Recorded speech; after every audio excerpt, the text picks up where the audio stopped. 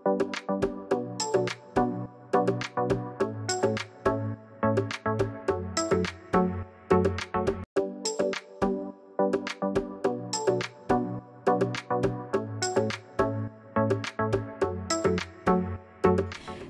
selamat pagi Bapak Ibu, Saudara-saudari sekalian. Selamat datang di ibadah Gereja Generasi Apostolik. Kami menyambut Anda yang baru pertama kali hadir dalam ibadah online kami untuk bisa mengisi link FTV yang terlampir. Kami bisa berkenalan dengan Anda. Ibadah Treasureland setiap hari Minggu melalui Zoom jam 11 siang. Ibadah Youth untuk sementara ini kita melakukan sabat bersama dengan anak-anak remaja kita, bersama keluarga di rumah masing-masing untuk kita melatih telinga kita mendengar suara Tuhan. Bible Study mengalami perubahan jadwal setiap hari Kamis jam 7 sampai jam 8 malam dan hari Sabtu jam 11 sampai jam 12 siang. Pagi ini firman Tuhan saya mau bacakan di Mazmur 100 ayat 2 dan 3. Beribadalah kepada Tuhan dengan sukacita, datanglah ke hadapannya dengan sorak-sorai. Ketahuilah bahwa Tuhanlah Allah, Dialah yang menjadikan kita dan punya Dialah kita, umatnya dan kawanan domba gembalaannya. Masuklah melalui pintu gerbangnya dengan nyanyian syukur, ke dalam pelatarannya dengan puji-pujian. Bersyukurlah kepadanya dan pujilah namanya, sebab Tuhan itu baik, kasih setianya untuk selama-lamanya, dan kesetiaannya tetap turun-temurun. Mari Bapak Ibu, Saudara sekalian, kita memuji Tuhan. Kita mau bersyukur bersorak-sorai untuk kebaikannya, bahwasanya untuk selama-lamanya kasih setianya. Sukacita Tuhan adalah kekuatan kita, tantangan apapun yang kita hadapi. Janji firman Tuhan, Tuhan selalu menyertai kita. Oleh karena itu, saya mau mengajak kita semua dimanapun Anda berada, kita sama-sama nyanyikan lagu ini. Allah sumber kuatku. Hanya Kau milikku di surga. Tiada yang ku ingini di bumi, hanya Kau. Tak ku andalkan kekuatanku, namun yang pasti kan tetap selamanya Allah sumber kuatku. Allah sumber kuatku, Allah sumber kuatku dan bagianku selamanya, selamanya. Mari sama-sama katakan, hanya Kau milikku di surga. Hanya Kau milikku di surga. Tiada yang ku ingini di bumi, hanya Kau. Tak ku andalkan kekuatanku, namun yang pasti kan tetap selamanya Allah sumber kuatku. Allah sumber kuatku, Allah sumber kuatku dan bagianku selamanya. Allah sumber kuatku, Allah sumber kuatku, Allah sumber kuatku dan bagianku selamanya. Selamanya, oh selamanya,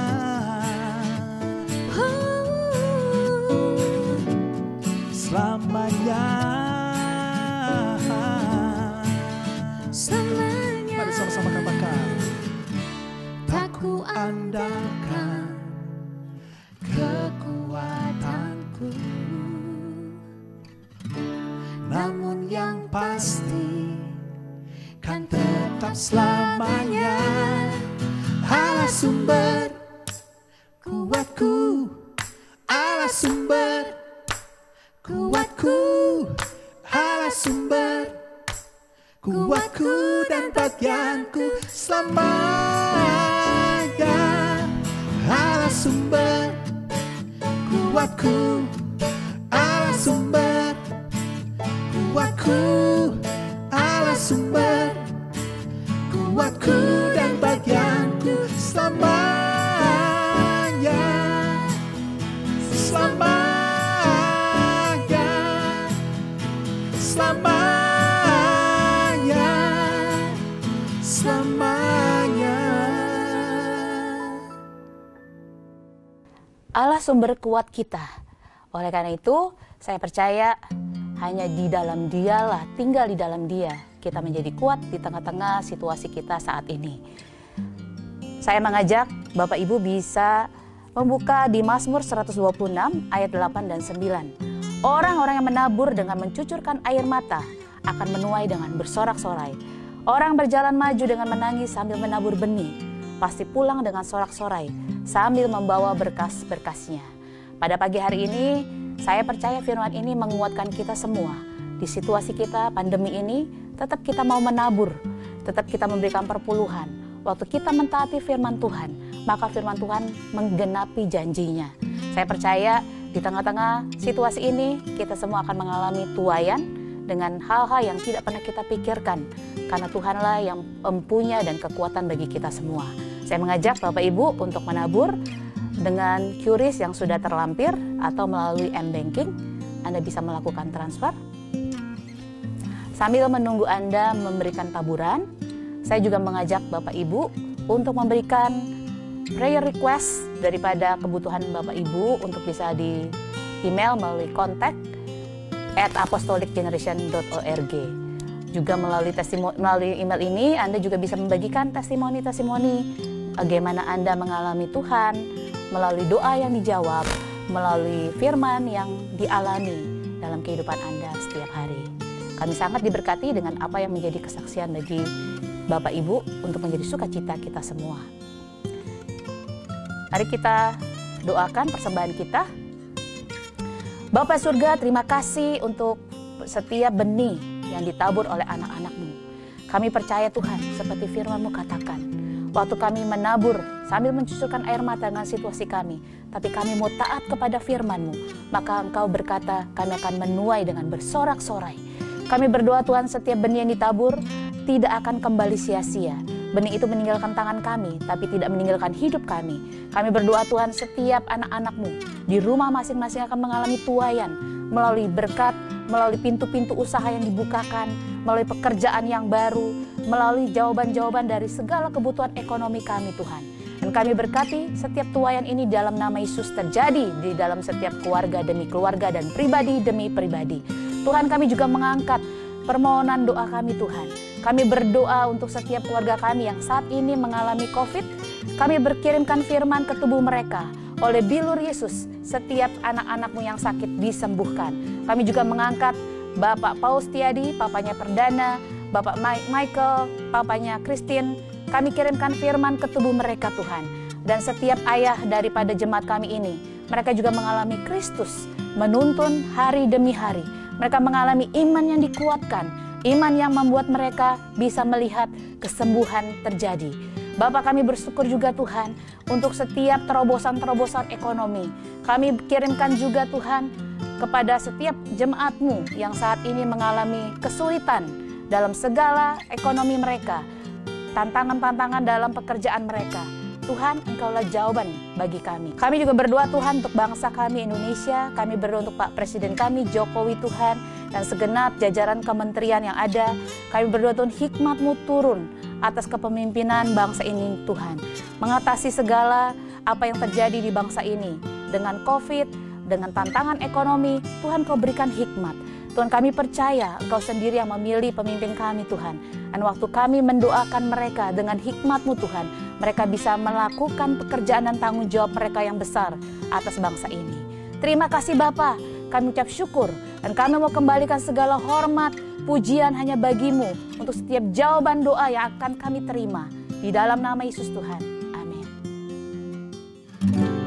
Kita bersyukur memiliki Allah yang selalu menyertai kita di setiap musim hidup kita.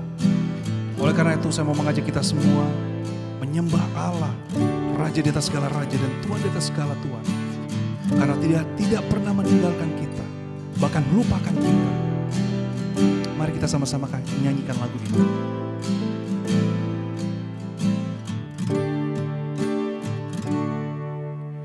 You are forever in my life. You see me through the season. Cover me with your hand and lead me in your righteousness, and I look to you, and I wait on you.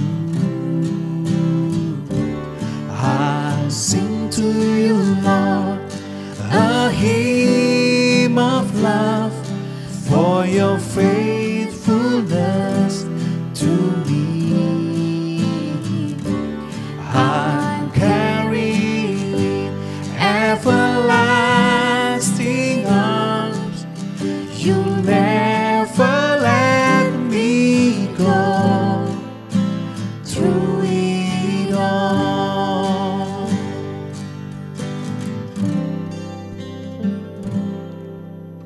You are forever in my life.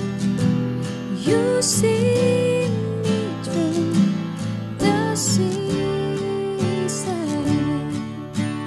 Cover me with your hand and lead me in your righteousness, And I look to you,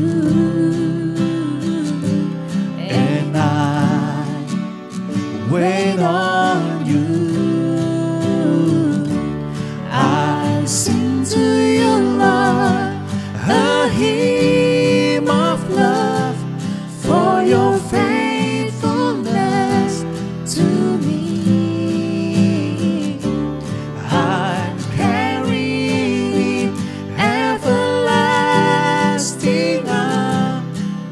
You never let me go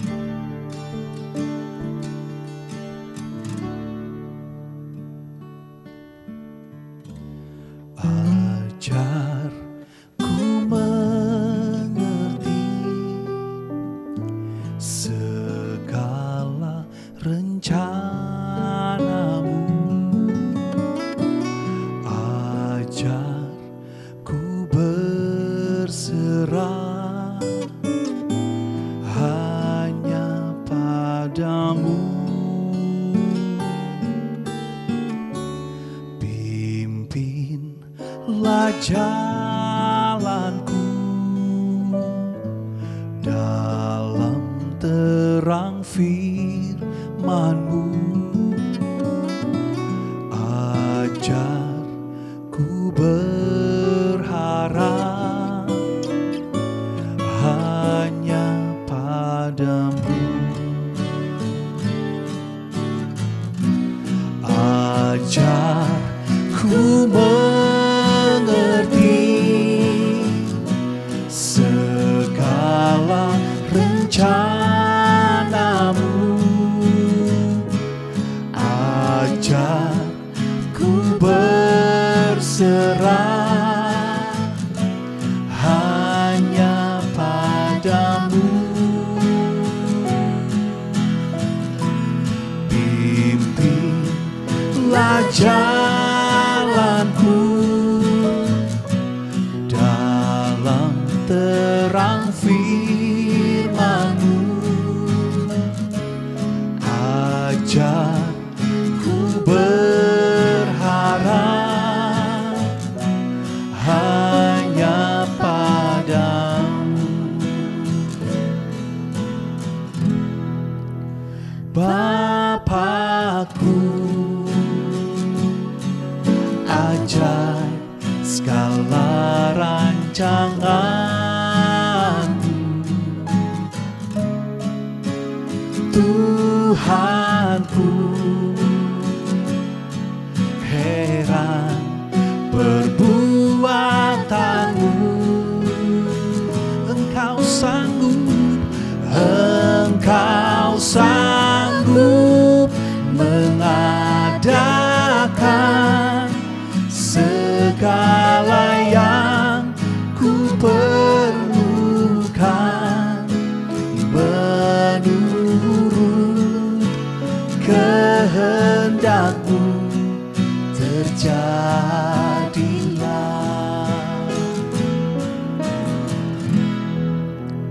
Bapakku, ajar segala rancangan-Mu. Tuhanku, heran perbuatan-Mu. Engkau sanggup mengadakan segala yang ku perlukan menurut kehendak-Mu. Terjadilah. Engkau sanggup mengadakan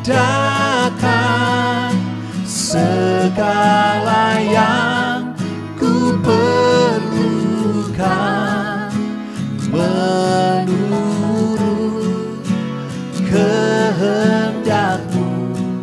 Terjadilah.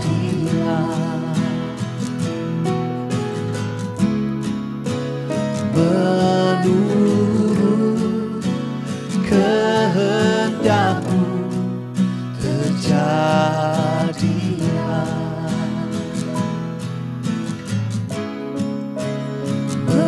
Menurut kehendak-Mu. Terjadilah.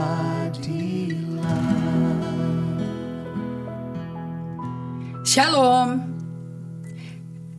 Kita berjumpa kembali hari ini. Apa kabar semuanya? Happy Sunday. Dan hari ini kita masuk ke dalam hadirat Tuhan melalui pujian pengagungan. Kita rendah hati seperti Daud bermazmur di Mazmur 32 ayat 8, untuk ajar aku pada langkah-langkah yang Kau pimpin. Hari ini untuk kita bisa belajar seperti itu, tidak ada tempat yang paling tepat kecuali masuk dalam perjamuan suci, di mana kita mengikat kembali hubungan kita mungkin hatinya sudah jauh dari Tuhan, situasi yang gak menyenangkan. Tapi melalui perjamuan suci ini, di mana darah anak domba Allah dicurahkan, dikorbankan, karena tidak ada penghapusan dosa tanpa darah anak domba Allah. Terus saya mengundang semua Bapak Ibu sekalian, anak-anak sekalian di rumah, berkumpul bersama-sama, satu hati, satu pikiran dengan Tuhan. Kita persiapkan diri kita untuk masuk dalam perjamuan suci. So, saya mau berdoa untuk Anda siapkan hati, dan saya percaya semua elemen-elemennya sudah disiapkan di rumah. Anda sudah siap untuk masuk di dalam perjamuan suci bersama-sama saya. Kalau sudah siap, kita berdoa. Mari satu hati. Bapa kami datang ke hadapan-Mu. Kau berkata untuk setiap kami secara individu, datang kepadamu menguji diri kami sendiri. Sesudah itu makan roti dan minum dari cawan itu. Karena barang siapa makan dan minum tanpa mengakui tubuh Tuhan, dia mendatangkan hukuman atas dirinya sendiri. Sebab itu banyak di antara kamu yang lemah dan sakit dan tidak sedikit yang meninggal. Kalau kita menguji diri kita sendiri, hukuman tidak menimpa kita. So, mari kita masuk ke hadirat Tuhan, masing-masing dengan membawa semua kondisi apa adanya hati Anda ke hadapan Tuhan. Dan dia tidak kewalahan, dia tidak marah. Dia datang menyambut untuk menyembuhkan, memulihkan kondisi hati kita, supaya iman percaya kita tetap hidup dan tidak terganggu oleh karena situasi yang mencekam yang tidak dapat kalian atasi. Tapi dengan Tuhan, dia akan beri kekuatan baru. Mari datang ke hadapan Allah dan mengakui dengan menguji diri hati Anda sendiri. Bapa, kami datang ke hadapan-Mu mempersiapkan diri. Kami uji hati kami. Semua ketidaksadaran kami atas dosa-dosa yang kami lakukan, seperti Daud katakan di Mazmur 19, sadarkan aku. Demikian juga di Mazmur 39, akan dosa yang tidak kusadari, maupun dosa yang sengaja kita buat. Tuhan, ampuni kami yang mengaku dosa kami. Kami percaya dengan darah anak domba Allah.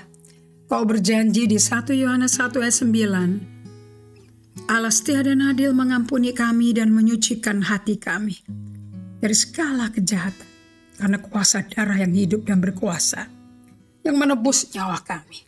Karena Kau terlalu sayang sama kami, Kau tidak akan biarkan kami seperti ini apa adanya, tapi Kau perbaharui. Kau berikan buah pertobatan yang Kau kerjakan di dalam kami. Karena kebaikan Tuhan menuntun kita pada pertobatan. Terima kasih Bapa. Kami persiapkan hati diri kami untuk melakukan perjamuan suci, supaya kami pegang lagi janji-Mu seperti Kau pegang janji-Mu tanpa pernah gagal. Di dalam nama Yesus Kristus Tuhan dan Allah kami berdoa minta syukur. Amin. Silakan persiapkan instrumennya, dan saya percaya Anda semua akan diberkati Tuhan dengan persekutuan ini. Angkat roti yang telah dipecahkan, tubuh Yesus yang telah dipecahkan ini. Kalau kita sudah siap satu rumah, mari kita lakukan bersama perjamuan suci ini. Rasul Paulus berkata, sebab apa yang telah kuteruskan kepadamu, telah aku terima dari Tuhan, yaitu bahwa Tuhan Yesus pada malam waktu Ia diserahkan, Dia mengambil roti, dan sesudah itu Dia mengucap syukur atasnya. Dia memecah-mecahkannya dan berkata, inilah tubuhku yang diserahkan bagi kamu. Perbuatlah ini menjadi peringatan akan aku. Bapa, terima kasih untuk pengorbanan anak-Mu yang tunggal bagi kami. Terima kasih Yesus, Kau mau mati demi kami. Kau yang tak ada dosa, Kau mati bagi kami yang penuh dosa. Terima kasih Kau tebus dosa kami melalui tubuh yang dipecahkan. Sehingga semua sakit penyakit oleh bilur-bilur-Mu kami sembuh. Terima kasih untuk semua kutuk nenek moyang. Kau telah tanggung di diri-Mu sendiri. Supaya barang siapa yang datang kepadamu dan melihat bagaimana Kau sediakan kehidupan tanpa kutuk, kami memilih untuk diasuh ulang dengan pola asuh keluarga Kristus, keluarga Yesus yang baru. Hidup kami diperbaharui dari hari ke hari, glory ke glory. Aku mengakui ini tubuh Yesus. Semua yang mengaku ini tubuh Yesus, katakan amin. Mari kita makan bersama.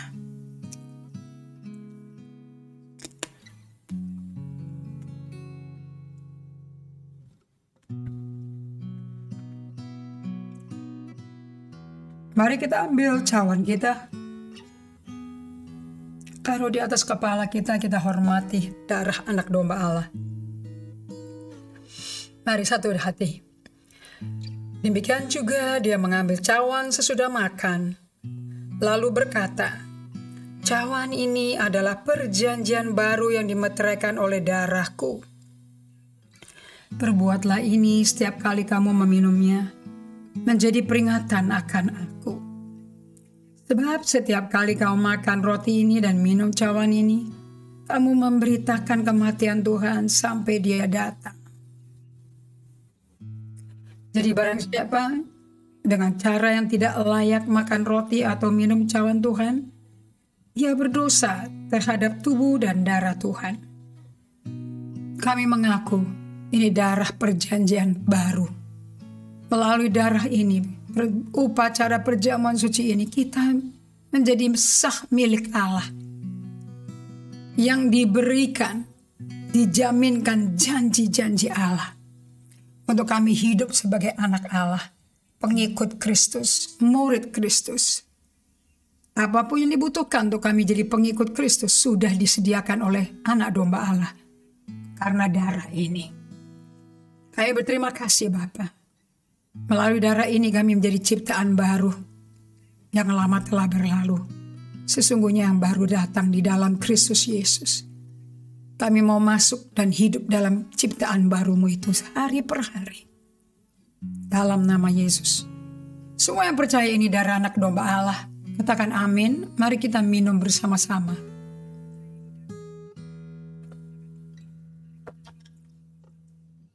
Kita angkat kedua tangan kita. Kita mengucap syukur untuk Tuhan terus mengajarkan kepada kita untuk mengerti jalan pikirannya. Memahami kuasa perjanjiannya. Sehingga kita tidak hidup di luar perjanjian Allah. Tapi darah ini mengikat, memeteraikan. Kita milik umat yang dimiliki dalam sumpah perjanjian yang dimeteraikan dengan darah anak domba Allah. Darah yang suci, tak bercacat, tak bernoda. Darah yang hidup. Terima kasih ya Bapak. Untuk penebusan nyawa kami. Pengampunan dosa kami, kesembuhan sakit penyakit kami. Oleh bilur-bilur-Mu Yesus kita semua sembuh. Roh, jiwa, tubuh. Dalam perjalanan dengan Kau, darah ini menyucikan kami. Kami bisa datang kepada Allah setiap hari. Di dalam nama Yesus Kristus kami berdoa dan syukur.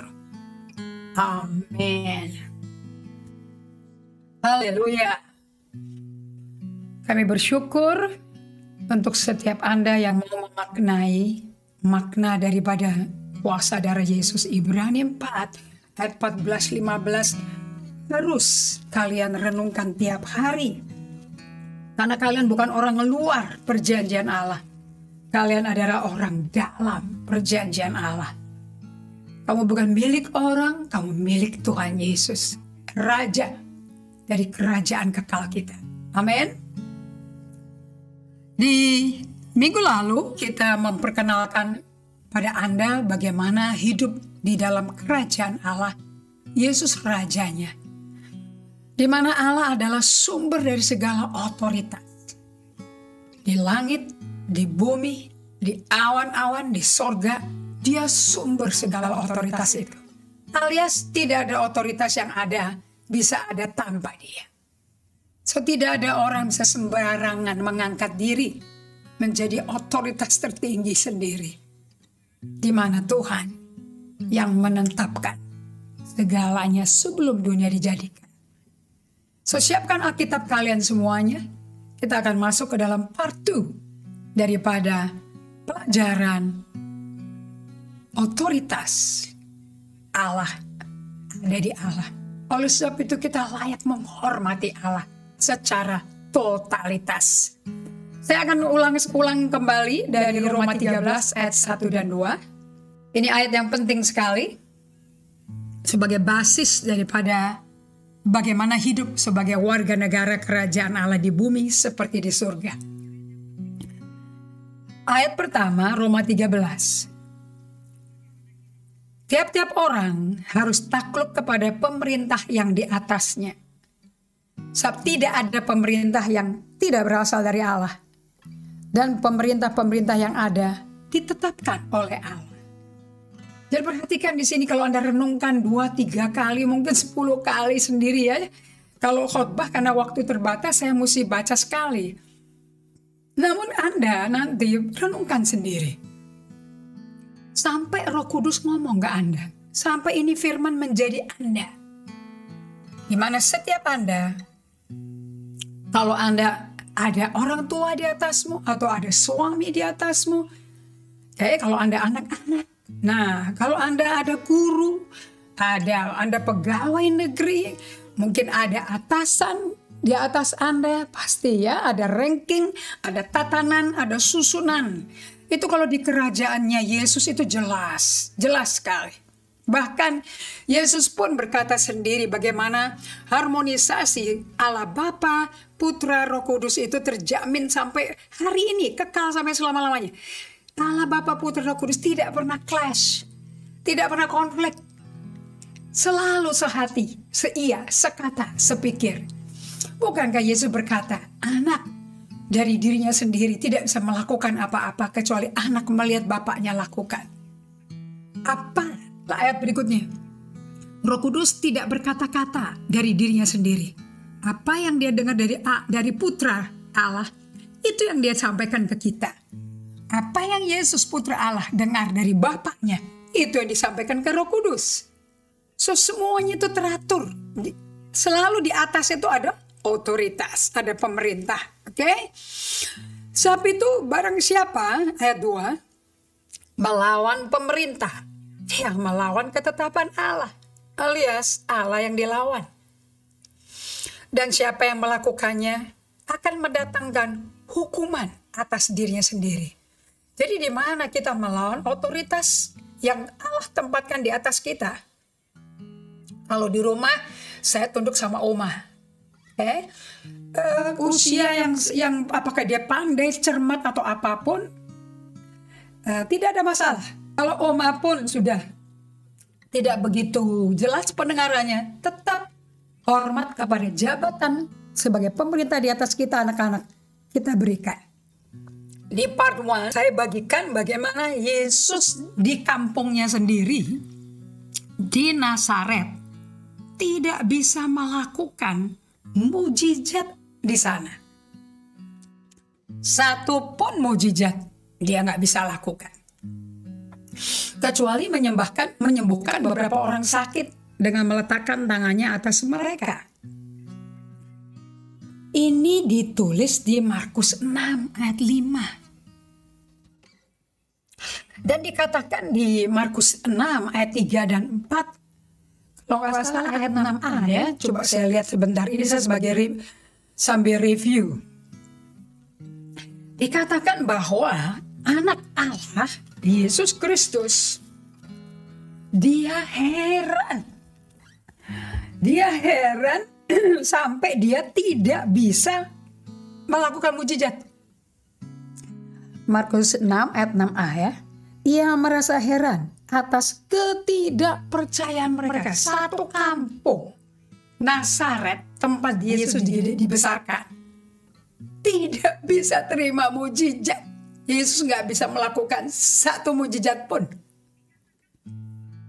Kaget loh, bagaimana anak domba Allah, yaitu Allah sendiri, pencipta langit dan bumi, Ibrani 1, katakan ayat 1 dan 2, nggak bisa buat apa-apa. Wow, ini bikin kita mesti mikir. Jadi saya nih bacanya ayat ini jadi nggak buru-buru. Bagaimana pencipta langit dan bumi kalau Anda baca Ibrani 1 ya. Coba deh, ya siapa sih Yesus itu? Nggak main-main, dia cahaya kemuliaan Allah. Dia pantulan daripada cahaya kemuliaan Allah. Jadi kalau orang lihat Yesus ya udah lihat Allah. Setelah pada zaman dahulu, ini ayat tambahan ya.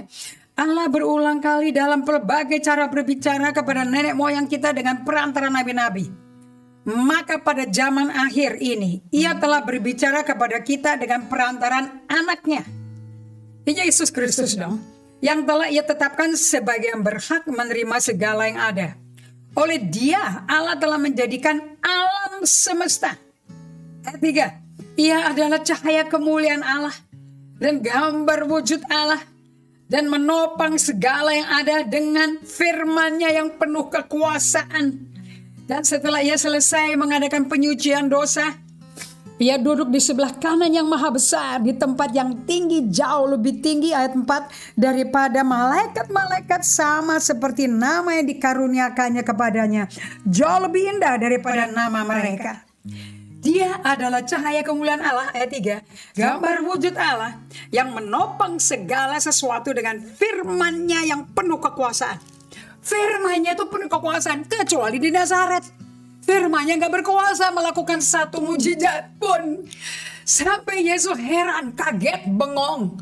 Kok bisa ada yang gak percaya ya sama aku ya? Kenapa ini? Ini sebagai review aja ya. Karena familiarity destroys the anointing of God. Ya, waktu saya di Manado, saya dapat pewahyuan ini. Makanya saya jaga hubungan saya dengan keluarga-keluarga yang melayani saya dan udah deket sekali sama saya. Tapi tetap ada batasan, ada boundary. Di mana hormat kepada saya sebagai hambanya itu nyata sekali. Sehingga umat Tuhan diberkati sampai sekarang. Kenapa? Karena keakraban kita ada batas. Di mana saya adalah utusan Kristus untuk membagi kebenaran firman Tuhan. Saya pemimpin daripada firman Allah dari grup yang bergabung dengan saya. So kita lihat di sini di Markus 6 ayat 3 dan 4. Ini loh, familiarity itu terlalu akrab. Nah, terlalu sampai udah nggak anggap lagi gitu loh ya. Bukankah ia ini tuh anak tukang kayu, anaknya Maria, saudara Yakobus, Yoses, Yudas dan Simon? Bukankah saudara-saudaranya yang perempuan itu yang bersama kita? Lalu mereka kecewa menolak dia. Gini loh ceritanya ya. Jadi kayak misalnya tuh salah satu dari Anda mendapat panggilan Tuhan. Panggilan khusus. Sehingga mulai tanda-tanda ajaib keluar terjadi melalui Anda. Dua di tempat-tempat lain terkenal kamu. Kamu bersaksi, orang sakit sembuh, orang buta melihat, orang kerasukan setan kelepasan, manifest terjadi di mana-mana. Jadi kamu jadi banyak pengikut, itu yang saya alami itu. Nah, begitu banyak pengikut, orang-orang yang nggak benar dulu, pemungut cukai, mafia kayak. Kalau zamannya Yesus, pelacur dan mafia pada ngikut. Nah, mafia itu pemeras uang, pemeras pajak. Nah, itu mafia. Kan tukang-tukang pajak yang ngikutin si Yesus semua, ya kan? Matius. Nanti baru ada Sakius. Nah, tapi di tengah-tengah itu semua, tiba-tiba orang-orang sekampung Nazaret bilang, loh itu kan anaknya si Maria, anaknya si Yusuf, yang bikin itu kursi meja makan kita, itu yang pasang jendela. Sekarang ini, ngawur, nggak benar ini orang. Kita tahu siapa dia? Ya nggak apa-apanya. Dia tukang pasang kaki meja makan kita yang patah kemarin, yang taruh pintu kamar tidur kita. Gimana sih ya? Ini orang bahaya loh, sesat. Maka Yesus berkata dengan tenang, kalem. Ini yang saya belajar dari emotionally healthy spirituality. Tegas tapi kalem. Dan jawabannya presisi. Ini presisi yang tepat yang ini. Maka Yesus berkata kepada mereka, seorang nabi dihormati di mana-mana kecuali di tempat asalnya sendiri, di antara kaum keluarganya dan di rumahnya. Nah, Yesus jelasin di sini ada satu faktor yang membuat mujizat tidak terjadi dalam kehidupan Anda. Kenapa kok sakit nggak sembuh-sembuh? Kenapa kok perusahaannya bangkrut kok nggak pulih-pulih? Kenapa kok ekonomi buruk kok nggak pulih-pulih berpuluh-puluh tahun? Coba Yesus memperkenalkan pada kita hari ini satu kata yang menjadi kunci akar di mana upah dari Tuhan tidak digenapi, yaitu mujizat-mujizat Allah.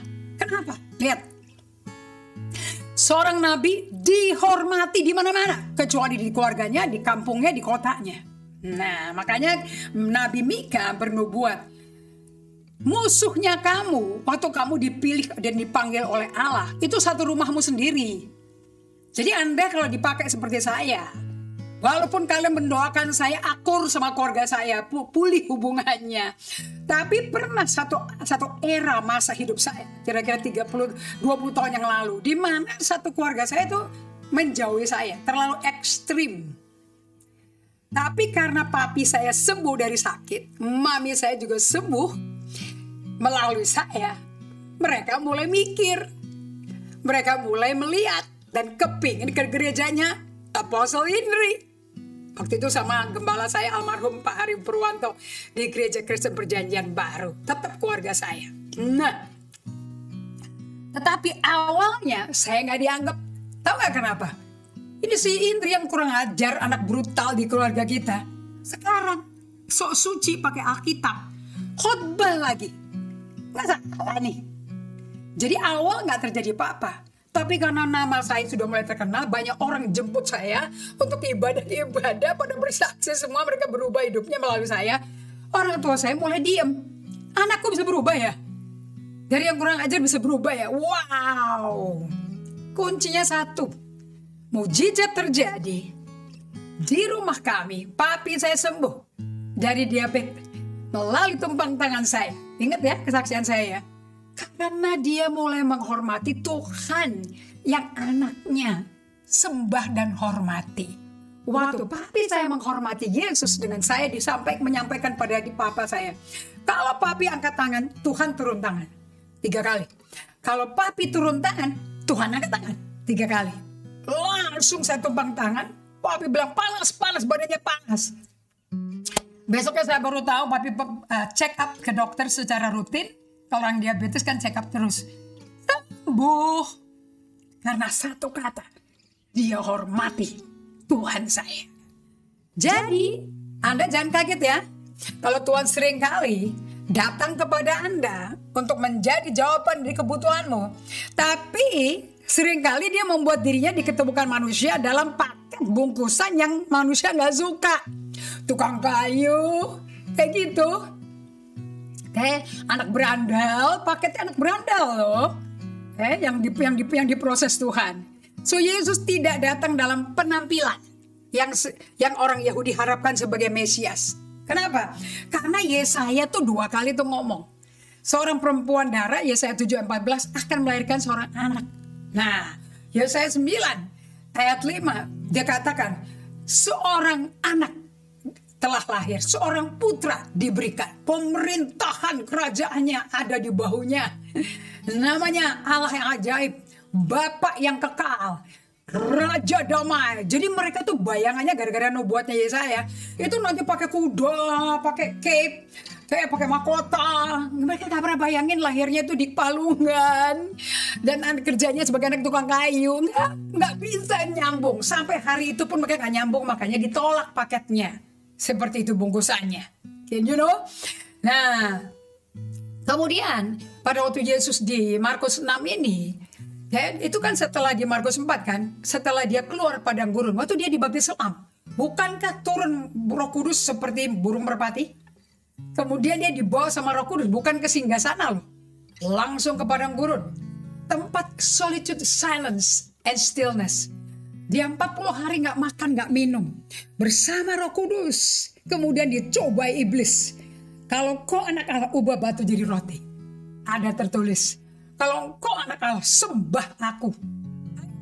Pasti seluruh kerajaan yang kau lihat ini menjadi milikmu. Yesus berkata, ada tertulis. Kemudian dia angkat ke bumbungan yang paling tinggi. Ayo jatuhin. Kata firman, ada tertulis. Nanti malaikat topang kamu ditatang pakai tangannya malaikat. Kamu gak akan terantuk. Ada tertulis, jangan kau cobai Tuhan Allahmu.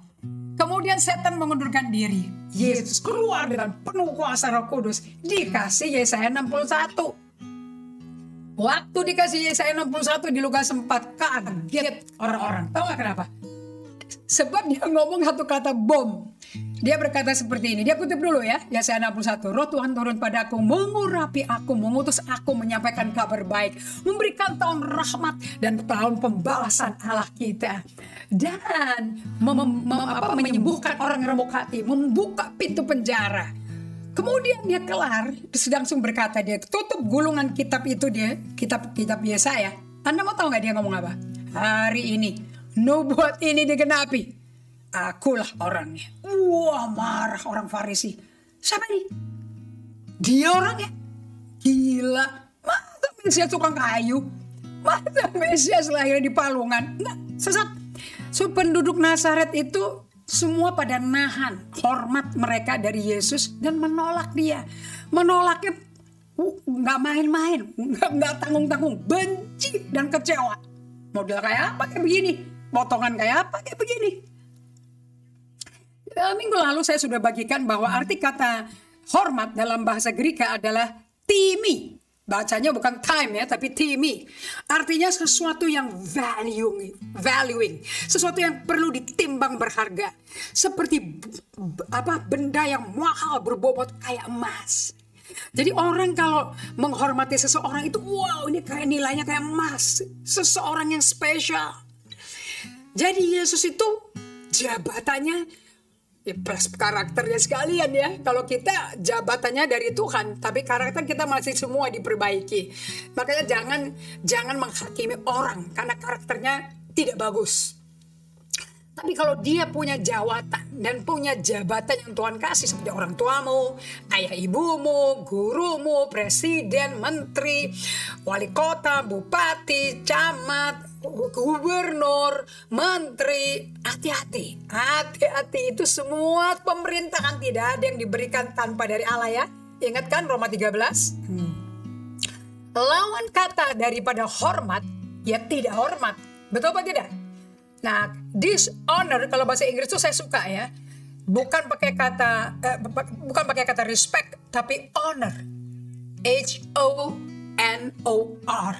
Honor. Bahasa Indonesianya mengindahkan.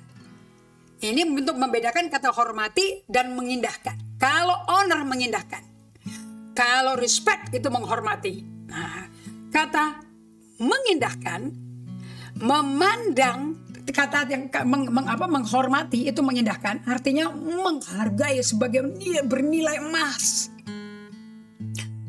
Tidak mengindahkan atau tidak menghormati itu memperlakukan kayak common, menganggap sepele, dipandang biasa-biasa aja.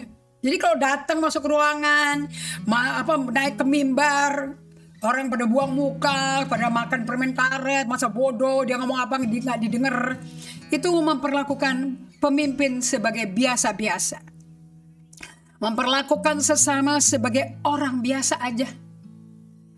Tidak menunjukkan, mengindahkan, hormat atau menilai, dinilai spesial.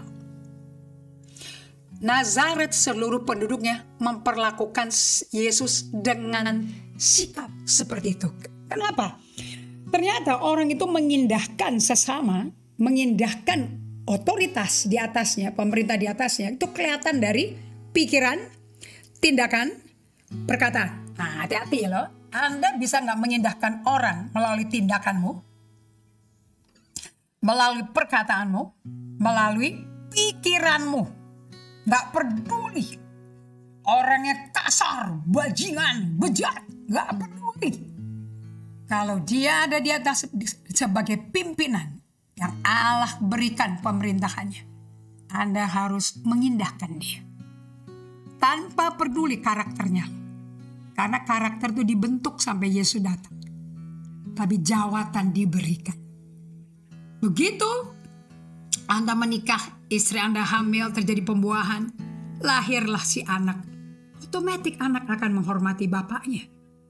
Menghormati ayahnya dan ibunya. Sehingga apa yang dikatakan dia dengar dan turuti. Tapi tidak berarti ayah ibunya tidak pernah salah. Tidak berarti anak ayah ibunya sempurna. Tidak ada ayatnya. kalau Yesus sempurna. Oke? Hormat yang benar itu tidak datang dari karena orang itu kaya, pinter, cerdas, IQ-nya tinggi, hampir genius. Karena bisa beli banyak tanah, bisa beli banyak gedung. Enggak. Hormat yang sejati, hati yang mengindahkan orang, mengindahkan pemerintahan yang Tuhan berikan pada orang itu, adalah hati yang mengalirkan rasa, memancar rasa, mengindahkan, menghormati, menghargai. Nah, di Matius 15 kalau Anda perhatikan baik-baik, di situ Allah bertemu sama orang Farisi, Saduki, dan ahli Taurat. Nah, orang-orang ini ingat ya, kalau tidak mengindahkan jabatan yang Tuhan berikan, kenal nggak kenal, itu bukan urusan Anda. Anda menghormati apa enggak. Kalau sudah diberikan, apalagi tanda-tanda ajaib mengikuti Yesus. Oke, nanti kita lihat orang-orang berdosa non-Yahudi menghormati Yesus luar biasa. Di Matius 15, Yesus menegur orang-orang Farisi, ahli Taurat dari Yerusalem, yang mengolok-olok dan mengata-ngatai Yesus. Mereka berkata, mengapa murid-muridmu melanggar adat istiadat nenek moyang kita? Mereka nggak basuh tangan sebelum makan. Tapi jawab Yesus kepada mereka, mengapa kamu pun melanggar perintah Allah demi adat istiadat nenek moyangmu? Sebab Allah berfirman, hormatilah ayahmu dan ibumu. Menarik ya? Hukum pertama selalu orang tua dulu. Dan lagi, siapa yang mengutuki ayahnya atau ibunya pasti dihukum mati. Mungkin gak langsung tapi progresif. Tapi kamu berkata, barang siapa berkata-kata kepada bapaknya atau kepada ibunya, apa yang ada padaku yang dapat digunakan untuk pemeliharaanmu? Sudah digunakan untuk persembahan bagi Allah. Orang itu tidak wajib lagi menghormati bapaknya atau ibunya. Dengan demikian firman Allah, kamu nyatakan tidak berlaku demi adat istiadatmu. Hai orang-orang munafik, kata Yesus. Benar nih nubuat Yesaya ya tentang kamu. Bangsa ini memuliakan aku dengan mulut aja, dengan bibirnya. Lihat ini kondisi orang Israel. Tidak ada hormat kepada otoritas Tuhan. Zamannya Yesaya, sekarang zaman Yesus pun diperlakukan yang sama Yesusnya. Bangsa ini memuliakan aku dengan bibirnya, padahal hatinya jauh daripada aku. Percuma mereka ini beribadah kepada aku, sedangkan ajaran yang mereka ajarkan perintah manusia. Kalau sama orang takut, sama perintah Tuhan nggak direwes. Raja-raja Israel zamannya Yesaya sama. Lihat Yesaya 29 ayat 13. Anda bisa lihat di slide ya. Dan Tuhan telah berfirman, oleh karena bangsa ini datang mendekat dengan mulutnya dan memuliakan aku dengan bibirnya, padahal hatinya menjauh daripada aku. Ya, Anda mau mengindahkan Tuhan harus dari hati, memancar dari hati, bukan dari kognitif. Kalau kognitif ada yang nilai. Ibadahnya kepadaku hanyalah perintah manusia yang dihafalin, ditiru, dibeoin. Mereka ini memuji Tuhan dari jauh. Tuhan Yesus Kristus menegur karena tidak ada hormat pada Tuhan Yesus yang adalah Mesias. Nah, sekarang saya mau bagikan kepada kalian semuanya ya, bahwa Yesus aja tertahan, terpenjara, terbelenggu, kuasa penuh mujizat Allah untuk menyembuhkan orang sakit manapun, terbelenggu. Karena mereka lebih mengutamakan adat istiadat dan menyepelekan, menganggap biasa si Yesus karena dia anaknya Yusuf Maria. Oke? Nah ini saya udah bagikan di slide yang sebelumnya. Kenapa kok mereka pada nggak percaya sih sama Yesus? Itu karena mereka terlalu akrab sehingga tidak ada hormat di keluarga mereka, di kampung mereka. Mereka terlalu akrab dengan Yesus yang dibesarkan satu kampung dengan mereka. Ingat ya yang saya bagikan, two buddy in their relationship, no more honor. Makanya untuk hidup seperti Filipi 2 ayat 2 dan sampai 5 mustahil. Anda kalau bisa jadi komunitas GGA yang seperti Filipi 2 ayat 2 sampai 5, Anda tuh pasti tahu kuncinya tuh hormat. Nih ya, begini nih kalau komunitasnya Tuhan, kalau hidup, kalau tunduk kepada pemerintah di atas Anda. Karena itu sempurnakanlah sukacitaku dengan ini. Hendaklah kamu sehati sepikir dalam satu kasih, satu jiwa, satu tujuan. Dengan tidak mencari kepentingan sendiri atau puji-pujian yang sia-sia. Ini hanya dapat terjadi kalau ada hormat. Kalau Anda udah gak hormat orang, tendang ya tuh orang. Gak usah tanya dia, pendapat dia, gak usah didengerin. Gak ada lagi dia. Udah bukan zamannya lagi, bukan waktunya lagi. Dia udah gak memerintah lagi. Sekarang zamannya kita. Nah, sikap seperti itu udah melanggar ayat 3. Karena mencari kepentingan sendiri dan mencari pujian sendiri. Padahal kita harusnya mencari kepentingan orang dan beri puji-pujian bagi orang lain. Supaya orang lain bisa berkembang.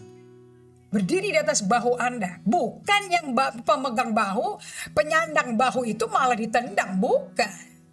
Okay. Sebaliknya hendaklah dengan rendah hati. Nah, nanti kita belajar di Bible Study. Rendah hati itu kita gak punya komponen elemen itu.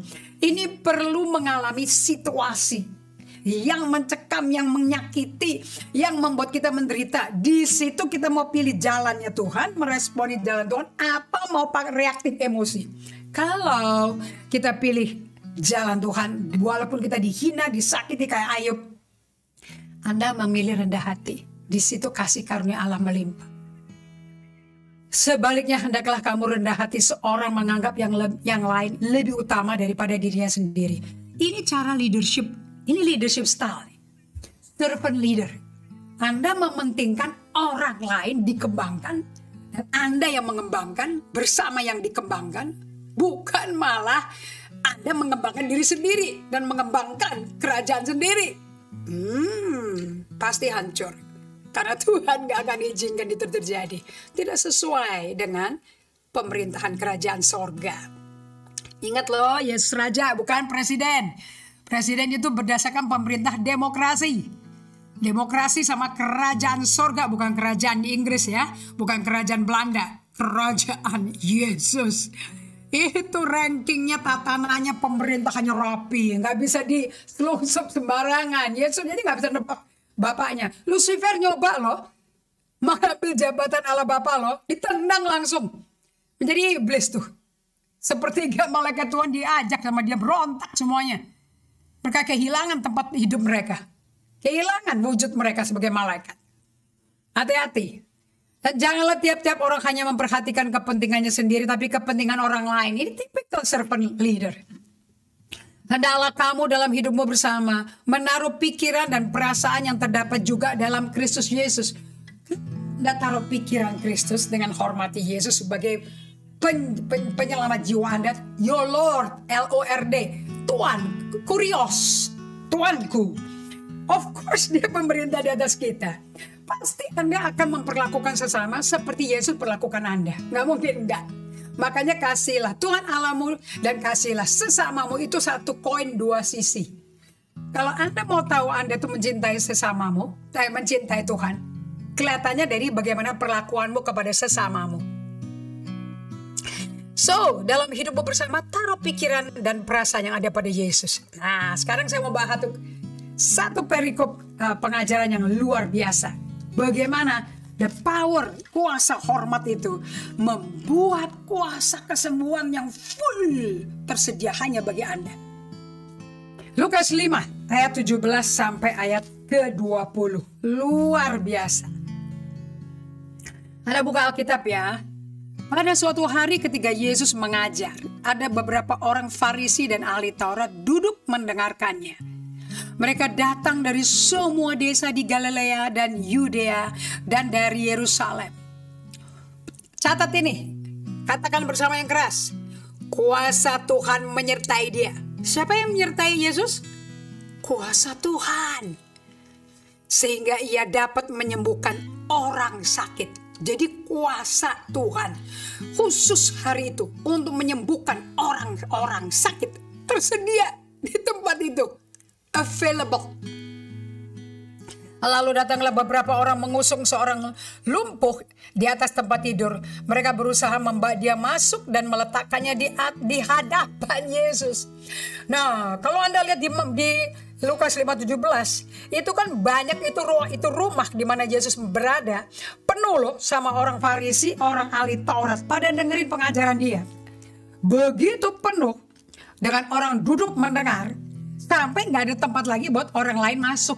Makanya ada 4 teman bersahabat membawa orang yang lumpuh total di usungan.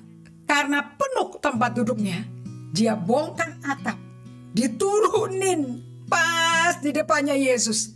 Dan Yesus kata Benihin, tidak terganggu, diganggu kelas pengajarannya. Kalau pendeta kalian bisa tersinggung loh. Yesus nggak tersinggung, dia welcome. Karena mereka tidak dapat membawanya masuk berhubung dengan banyaknya orang di situ. Naiklah mereka ke atap rumah, bongkar atap itu dan menurunkan orang itu dengan tempat tidurnya di tengah-tengah orang banyak tepat di depan Yesus. Ketika Yesus melihat orang lumpuh diturunin atau melihat iman, Yesus melihat iman mereka. Cara melihat sesama kalau Anda hidup day by day bersama Tuhan, selalu habitnya menciptakan duduk di kaki Tuhan. Immanuel Principle dipegang. Allah beserta kita adalah gaya hidup Anda. Anda sadar Allah beserta Anda. Anda juga beserta Dia. Anda datang sesering mungkin pada Tuhan. Maka Anda kalau lihat orang, lihat iman. Bukan lihat bajunya. Bukan lihat dandanannya, bukan lihat berapa gantengnya orangnya. Justru Anda lihat iman, ada iman gak di orang itu? Hai saudara, dosamu diampuni. Langsung Yesus ngomongnya apa? Bukan lumpuh cacatmu disembuhkan, tapi dosamu diampuni. Wah, reak-reak jahat keluar dari mulut orang Farisi ahli Taurat yang duduk di situ. Dan mereka berkata, lihat, karena mereka tidak, ayat 21, tetapi ahli-ahli Taurat dan orang-orang Farisi berpikir dalam hatinya, siapakah orang yang menghujat Allah ini? Langsung tajam kata-katanya, penghujat Allah. Siapa yang dapat mengampuni dosa selain daripada Allah sendiri? Dia ngaku-ngaku dia setingkat dengan Allah. Dosanya nih orang lumpuh diampuni. Manakah? Kata Yesus, perhatikan baik-baik. Ayat 23. Manakah? Ayat 22. Akan tetapi Yesus mengetahui pikiran mereka. Makanya orang kalau nggak hormat tuh keketahuan dari cara berpikirnya. Lalu berkata kepada mereka, apakah yang kamu pikirkan dalam hatimu? Manakah lebih mudah mengatakan dosamu sudah diampuni atau mengatakan bangunlah dan berjalanlah? Tapi supaya kamu tahu bahwa di dunia ini Anak Manusia berkuasa mengampuni dosa. Berkatalah ia kepada orang lumpuh itu, kepadamu kukatakan, bangunlah, angkatlah tempat tidurmu, dan pulanglah ke rumahmu. Dan seketika itu juga bangunlah dia di depan mereka, lalu mengangkat tempat tidurnya dan pulang ke rumahnya sambil memuliakan Allah. Semua orang takjub lalu memuliakan Allah dan mereka sangat takut. Katanya, hari ini kami telah menyaksikan hal-hal yang sangat mengherankan. Sekarang yang mengherankan itu Yesusnya mengherankan murid-muridnya, mengherankan orang-orang yang dengerin pelajaran dia, mengherankan teman-teman orang lumpuh. Wah, kalau tadi di Markus 6 ayat 34 Yesus heran. Ayat 6a-nya, kok bisa gak percaya sih sama aku? Kalau ini mengherankan. Dan Yesus berkata, mana lebih gampang? Mengampuni dosa atau nyembuhin orang sakit? Kuasanya ada di situ loh. Cuman satu yang sembuh. Full power. Cuman satu yang sembuh. Yang lain orang Farisi yang sakit, orang ahli Taurat, pada gak ada yang sembuh. Aduh. Nancep ya. Anda yang menghalangi kuasa mujizat Tuhan. Kita lihat di slide ya. Anda yang menghalangi kuasa mujizat Tuhan bekerja. Itu karena Anda tidak menghormati Tuhan Yesus dalam pikiranmu. Hati-hati. Nanti Anda bisa baca sendiri sampai ayat yang ke-26. Nah, sekarang kita masuk ke perwira Kapernaum. Ini dari ayat ini, dari cerita ini, saya belajar banyak bahwa Anda tidak bisa punya otoritas sampai Anda tunduk pada otoritas.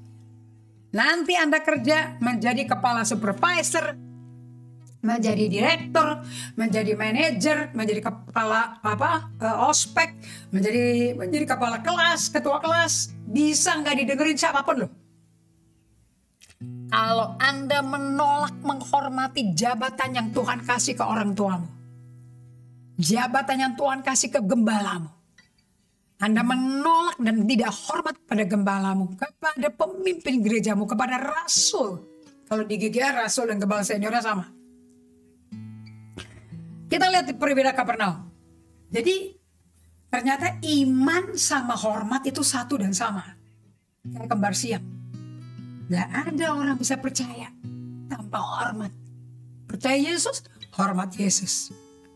Matius 8 ayat 5 dan 6. Ketika Yesus masuk ke Kapernaum, datanglah seorang perwira mendapatkan dia dan memohon kepadanya, "Tuhan, hambaku terbaring di rumah karena sakit lumpuh dan dia sangat kesakitan, sangat menderita." Perwira Kapernaum ini menghidupi kehidupan saling menghormati dan memberi hormat pada Tuhan Yesus. Dia akui dia dapat kuasa dari Bapaknya. Ada kuasa lain di atasnya Yesus. Ada pemerintahan yang Yesus bawa. Dan mujizat kesembuhan tersedia. Yang paling sedih tadi di Lukas 5 dong. Ada kuasa kesembuhan yang spesifik disebutin ayat 17. Tapi gak berfungsi. Sekarang Yesus datang, Yesus sedang berjalan ini. Oke. Yesus sedang berjalan. Dan dia dipanggil sama perwira Kapernaum ini. Ketika Yesus masuk ke Kapernaum, datanglah seorang perwira mendapatkan dia dan memohon kepadanya, "Tuhan, hambaku terbaring di rumah karena sakit lumpuh.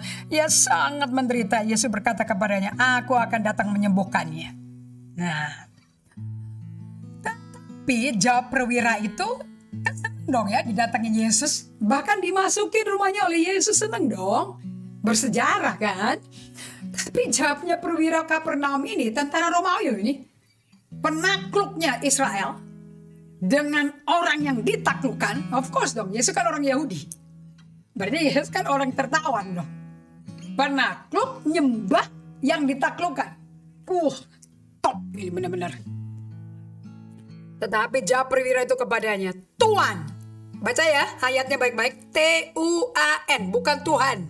Jangan kelatahan Tuhan. Kapan Yesus Tuhan? Kapan Yesus Tuhan? Tuhan, Lord. Of course Jesus is Lord. Ini Tuhan itu Lord. Artinya majikanmu, pimpinanmu yang punya kamu. Tuhan, aku gak layak menerima Tuhan di dalam rumahku. Wow, lihat conversationnya. Dia panggil Yesus, bukan dewa, dukun, tukang penyembuh. No. My Lord. Berarti siap perwira Kapernaum ini mengerti artinya hormat, mengindahkan otoritas. Tuhan, aku gak layak menerima Tuhan dalam rumahku. Katakan saja sepatah kata, maka hambaku itu akan sembuh. Katakan aja. Bukankah kata-kata Yesus penuh kuasa? Ingat ayat sebelumnya? Dan dikatakan di sini, si penakluk Israel, orang Romawi, menyembah yang ditakluk, yaitu Israel. Menyembah tuh hormat. Ayat 9. Sebab aku sendiri seorang bawahan, dan di bawahku ada pula prajurit. Jika aku berkata kepada salah seorang prajurit itu, pergi, maka dia pergi. Kepada seorang lagi, datang, maka dia datang. Karena dia ada otoritas. Ataupun kepada hambaku, kerjakanlah ini, maka dia akan kerjakan. Nah, ayat 10. Setelah Yesus mendengarkan itu, Heranlah dia dan berkata kepada mereka yang mengikutinya, aku berkata kepadamu, sesungguhnya iman. Ingat, Yesus lihat iman, bukan lihat dompet. Sesungguhnya iman sebesar ini tidak pernah aku jumpai pada seorang pun di antara orang Israel. Wow, iman sebesar ini tidak pernah aku jumpai pada seorang pun di antara orang Israel. Saya mau tanya, jamin deh, perwira Kapernaum ini jarang nggak dengar Alkitab? Dia jarang nggak dengar khotbah dari Kabar Baik kita? Pasti orang Romawi kok. Pasti dia nggak tahu 4 Injil. Pasti dia nggak hafal 5 buku Taurat. Nggak. Namun dia lebih ngerti mengenai bagaimana tatanan di dalam kerajaannya Yesus. Dia bisa lihat loh. Mata iman. Dia punya mata iman. Yesus itu di bawah orang bawahan. Amazing. Maka pada saat itu sembuhlah pegawainya. Nggak dikunjungi, nggak tumpang tangan, nggak didoain. Berkata saja. Karena kau orang bawahan. Ada kuasa dalam perkataanmu. Allah Bapa itu atasanmu. Kau orang di bawah otoritas Bapakmu. Katakan dengan otoritas Bapakmu. Hambaku pasti sembuh. Dan sembuh teman-teman. Sembuh. Jadi orang yang percaya kepingin dapat mujizat. Cek hatimu. Apakah hatimu mengindahkan Tuhan apa tidak? Apakah hatimu mengindahkan pemimpinmu di gereja apa tidak? Apakah hatimu saling mengutamakan satu sama lain apa tidak? Atau apa-apa pusat dunianya itu Anda? Pegawai perwira itu terima upah penuh teman-teman dari Tuhan karena pengertiannya akan hormat pada otoritas. Apakah Anda hormat pada otoritas? Ujian saat ini menguji hati Anda. Yesus memberi prinsip kerajaan surga. Namanya satu kata. Honor. Atau mengindahkan. Atau hormat. Nah kita lihat di Yohanes 13 ayat 19-20. Yesus berkata, aku mengatakan kepadamu sekarang juga sebelum hal ini terjadi. Supaya jika hal itu terjadi kamu percaya bahwa akulah dia. Aku berkata kepadamu, Yohanes 13 ayat 20. Sesungguhnya barang siapa menerima, orang yang menerima Yesus itu sama dengan menghormati. Kalau nggak dihormati ya nggak diterima. Barang siapa menerima, dalam kurung sama aja ya, menghormati. Orang yang kuutus, yang menerima, dalam kurung menghormati aku. Barang siapa menerima, menghormati aku, dia juga menerima, menghormati dia, yaitu Bapa Surgawi yang mengutus dia. Wah, bukankah dalam? Jadi sebetulnya hubungan kita dengan Allah Bapa bukan hubungan hopeng-hopengan, tapi hubungan kasih. Begitu kasih sampai kita menghormati jabatan dia, menghormati karakter dia memang sempurna. Tapi kalau manusia nggak sempurna nggak apa-apa. Tapi kan tetap duduk di jabatan itu. Siapa yang bilang harus menghormati hanya yang sempurna? Bukankah Kolose berkata, hormati atasanmu, termasuk yang bengis. Bukankah firman Allah berkata demikian? Kalian diberikan kesempatan untuk menghormati, Anda malah pakai dengan segenap hati. Oke? Dan jangan abuse kedekatan itu. Allah menolak keluarga imam besar. Satu lagi yang paling mengerikan, imam besar Eli. Satu keluarga ditolak sampai nggak ada lagi kakek yang namanya diingat. Semua dicoret. Wow, waktu kita sudah mau menuju ujung. 1 Samuel 2 ayat 29 sampai 30. Ini adalah hukum hormat. Di keluarga inilah imam besar ini levelnya Harun nih.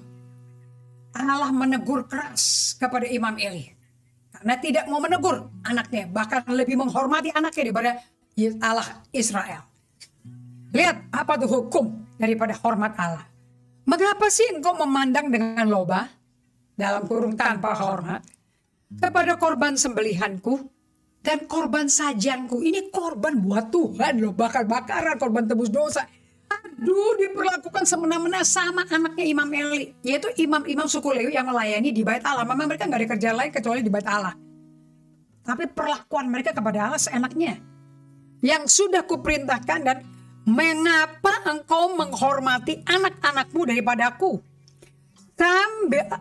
Sambil kamu menggemukkan diri dengan bagian yang terbaik dengan setiap korban sajian umatku Israel. Sebab itu, katakan sama-sama satu rumah. 2, 3. Demikianlah firman Tuhan Allah Israel. Sesungguhnya aku telah berjanji, keluargamu dan kaummu akan hidup di hadapanku selamanya. Tapi sekarang, demikianlah firman Tuhan, jauhlah hal itu daripadaku. Sebab siapa yang menghormati aku akan kuhormati. Siapa yang menghina aku akan dipandang rendah. Siapa yang mengindahkan aku akan kuindahkan. Siapa yang menghina aku akan dipandang rendah. Ini hukum prinsip 1 Samuel 2 ayat 29-30. Yang Anda mesti ngerti. Bagaimana Anda bisa dihina Tuhan, dihujat Tuhan, karena Anda tidak mengindahkan, tidak hormat Tuhan. Hati-hati. So, jangan merendahkan otoritas dalam gereja Tuhan yang dipilih Tuhan dan ditempatkan oleh Tuhan. Lihat nih di Galatia, kepada semua surat dari Rasul Paulus kepada semua penatua jemaatnya, dia selalu mengingatkan, aku ini Paulus seorang rasul, bukan karena manusia, juga bukan karena manusia, melainkan oleh Yesus Kristus dan Allah Bapa yang telah bangkitkan dia dari antara orang mati. Aku ini rasul karena Allah Bapa. Kenapa dia ngomong gitu? Supaya diingatkan jemaatnya menghormati jabatan rasul yang Bapa berikan. Karena setiap orang itu di bawah pemerintahan Allah Bapa. 2 Korintus 1 ayat 1 dari Paulus yang oleh kehendak Allah menjadi rasul Kristus Yesus. Bukan maunya sendiri, bukan ngangkat diri. Dari Paulus hamba Allah dan rasul Yesus Kristus untuk memelihara imanmu. Semuanya ini tanpa Paulus dihormati siapa dia jabatannya. Nggak bisa Anda terima berkat sama sekali. Yesus di awal pelanannya menegakkan prinsip budaya menghormati. Oke, 2 menit terakhir. Matius 10 ayat 40-42. Barang siapa menyambut atau menghormati kamu, ia menyambut atau menghormati aku. Menyambut sama menghormati itu sama. Barang siapa menyambut atau menghormati aku, ia menyambut atau menghormati dia yang mengutus aku. Barang siapa menyambut atau menghormati seorang nabi sebagai nabi, ia akan menerima upah nabi. Barang siapa menyambut menghormati seorang benar sebagai orang benar, ini peer, ia akan menerima upah orang benar. Jadi saling menghormati sesama penting kalau mau hidup dalam upah. Barang siapa memberi air sejuk secangkir saja pun kepada salah seorang yang kecil, bukan anak kecil loh, orang yang hina, rendah. Karena ia muridku, aku berkata kepadamu, sesungguhnya ia tidak akan kehilangan upahnya daripadanya. So kalau Anda hidup dalam hormat, Anda akan menjadi orang yang menikmati upah Tuhan. Oke, kita sudah sampai penghujung acara ini. Saya akan bagikan di part 3-nya, bagian ketiganya, minggu depan. Supaya Anda bisa praktekkan bagaimana hidup menghormati Tuhan sesama, terutama di gereja. Nabi itu lambang pemimpin gereja. Sehingga kalian hidup dalam upah Tuhan. Kita berdoa ya. Bapa kami di surga, kami berterima kasih. Terima kasih sekali untuk pengajaran yang bikin kami hati-hati dalam memperlakukan dan selalu mempertimbangkan bahwa di atas kita tuh ada ya pemerintahan yang lebih mulia dari kita. Tidak sembarangan orang karena sudah tua, sudah usia pensiun, kami tendang aja, kami nggak anggap. Dan tidak pernah diajak ngomong, diajak berdoa, diminta pendapatnya, diminta untuk membantu, memberikan input, pementoran. Tapi dianggap sepele. Tuhan jauhkan dari jemaat GGA. Jauhkan dari aku. Jauhkan dari semua tim kreatif GGA. Jauhkan dari tim pemerintahan GGA. Jauhkan Tuhan dari TL, treasure line, sampai seniornya, boomernya, sampai tradisional seumur Oma Kora. Jauhkan, tidak menghormati pemerintah. Aku percaya, dengan pertolongan Roh Kudus tidak ada yang mustahil. Kami berikan hormat, pujian, kemuliaan kembali bagimu. Kami hormati Kau Tuhan kami. Dalam nama Yesus Kristus. Amin. Oke, saya mau kasih pengumuman akan ada perubahan untuk Bible Study. Karena Bible Study yang akan menjelaskan kepada kalian semua apa yang dibagikan di sini. Nanti hari Sabtu, Bible Study-nya mulai jam 11 sampai jam 12. Hari Kamis jam 7 malam sampai jam 8 malam. So Anda bisa tenang belajar. Tuhan berkati. Dan saya mau berikan berkat kepada kalian semuanya. Angkat kedua tangan Anda semuanya. Terima berkat dari Harun. Dari Musa, Harun ke Anda semuanya. Mari angkat tangannya. Terima berkat ini. Tuhan memberkati engkau dan melindungi engkau. Tuhan menyinari engkau dengan wajahnya dan memberi engkau kasih karunia. Tuhan menghadapkan wajahnya kepadamu dan memberi engkau damai sejahtera. Terima berkat ini. Sepanjang minggu Anda akan hidup dengan upah dari Tuhan. Karena engkau menghormati Tuhan Yesus. Dalam nama Yesus. Amin. Tuhan berkati semuanya. Sampai jumpa kembali minggu depan. Part 3. God bless you.